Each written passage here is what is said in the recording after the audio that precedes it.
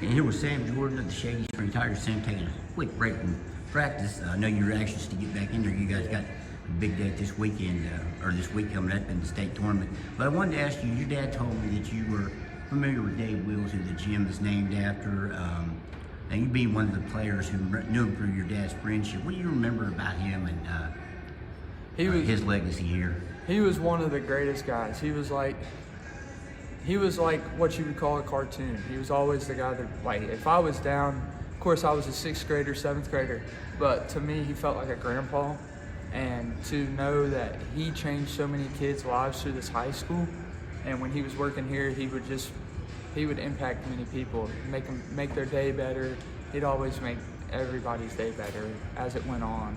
You're one of the few guys who would remember him. Do you share your memory with your teammates that might not have been here at the high school level yet and know him as you did because of your dad's relationship with him? Yeah. I told a lot of them, I was like, they were like, well, one of them asked me, what does Dave Wills Gymnasium mean? And I was like, I told him about Dave and how he impacted the school and how he changed many people's lives, and they took it all in, and they really liked it. And I mean, the impact on what somebody can do to you, what somebody can do for as long as he lived and as much time as he spent here, it's pretty good.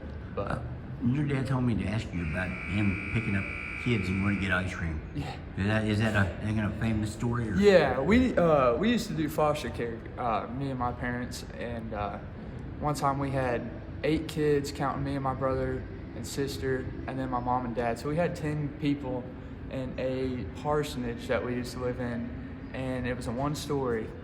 And one night my mom was like, she was freaking out. 8 kids feeding at one time, and I mean, it wasn't a big house. It had 4 bedrooms, and a bathroom and a kitchen, all that stuff.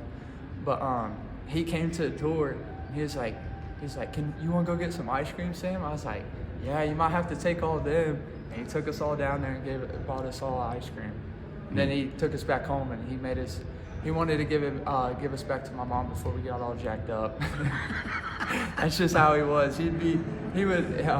His son Cody did the exact same thing with us.